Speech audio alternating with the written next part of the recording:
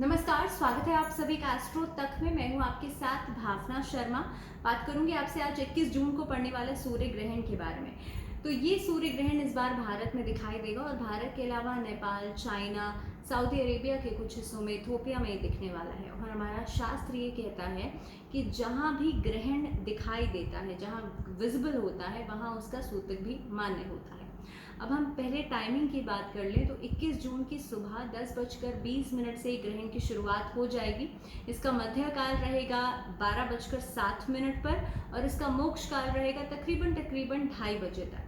इसीलिए क्योंकि सूर्य ग्रहण में सूतक जो है वो 12 घंटे पहले लग जाता है, तो इसलिए 20 जून को 9:57 पर रात्रि में सूतक लग जाएगा।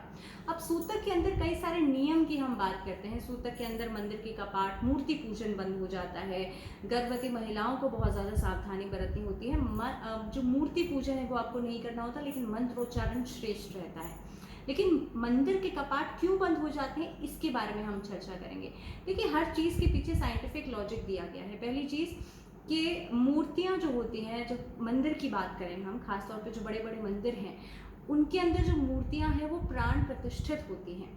और जब भी कोई मूर्ति प्राण प्रतिष्ठित होती है तो उस समय पर, क्योंकि ग्रहण के दौरान कहा जाता है कि एक तरह की अशुद्धि, एक नेगेटिविटी आ जाती है आसपास के माहौल में, एटमॉस्फेयर में। रेज जो निकलती हैं ग्रहण के दौरान सूर्य से, वो बहुत ज़्यादा नेगेटिविटी देती हैं और कहीं ना कहीं पे उसके अंदर बैक्टीरियल ग्रोथ का बढ़ जाना, ये पॉसिबिलिटी होती है। इसीलिए आपने देखा होगा कि ग्रहण के बाद हम आपसे भी यही कहते हैं कि ग्रहण के बाद आपको नहाना चाहिए, स्नान करने के बाद ही किसी चीज़ को आप टच करें।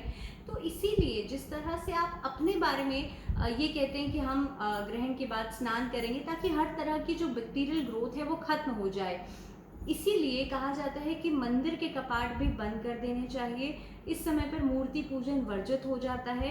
और ख़ास तौर पे आप जिस समय पर ग्रहण की समाप्ति हो जाए मोक्ष काल के बाद, उसके बाद आप पूरे मंदिर में मूर्तियों को स्नान कराइए गंगा जल से। उसके बाद मंदिर को साफ कपड़ा बिछा करके फिर से आप पूजन कीजिए। तो हमेशा ये चीज़, ये एक नियम है कि सूतक के दौरान मूर्ति पूजन नहीं किया जाता। और उसके पीछे एकमात्र लॉजिक यही है कि मूर्तियों के अंदर जो प्राण प्रतिष्ठा होती है, इसीलिए उस दौरान जिस तरह से हम अपने लिए कहा जाता है कि ग्रहण के समय पर हमको बहुत ज़्यादा सावधानियां बरतनी होती हैं, इसके साथ साथ ही आपको, जब आप भगवान का ध्यान जब आप करेंगे तो वो मानसिक रूप से करेंगे, फिजिकल तरीके से नहीं किया जाता है। और उसके बाद आपको गंगा जल से मूर्तियों को साफ करना चाहिए, मूर्तियों को स्नान कराना चाहिए, खासतौर पे जो प्राण प्रतिष्ठित मूर्तियां हैं।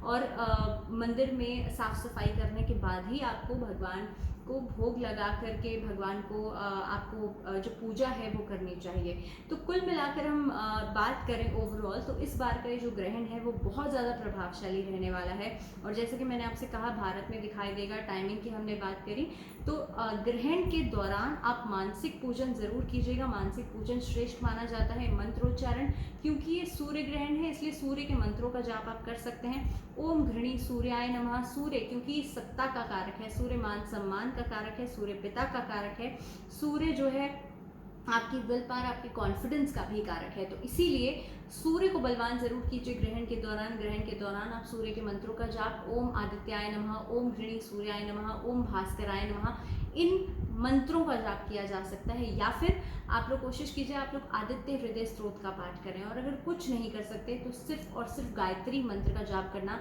श्रेष्ठ रहेगा। ऐसा करने से आप देखेंगे कि आपके जीवन में से खास तौर पे जो नेगेटिविटी है, क्योंकि कई सारे अलग अलग राशियों के ऊपर एक ग्रहण असर डाल रहा है, और मैं हमेशा आपसे यही कहती हूँ कि ग्रहण जो है उसका कलेक्टिव प्रभाव आप देखते हैं। अब क्योंकि इस समय पर ये पेंडेमिक भी चल रही है, तो ज़रूरी है आपके लिए समझना कि इस नेगेटिविटी को कैसे कम कर सकते हैं। तो मंत्रोच्चारण सबसे ज़्यादा श्रेष्ठ तरीका रहेगा।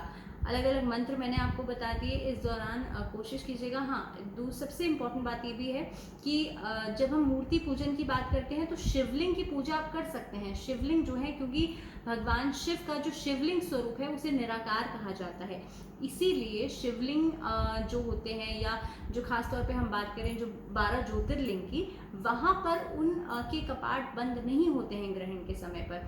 तो इसीलिए शिवलिंग की पूजा की जा सकती है, शिवलिंग के ऊपर जल अर्पित किया जा सकता है, लेकिन मूर्ति पूजन नहीं करना चाहिए। तो इसी के साथ इस वीडियो में फिलहाल इतना ही, दीजिए इजाजत, लेकिन जुड़े रहिए आप एस्ट्रो तक के साथ।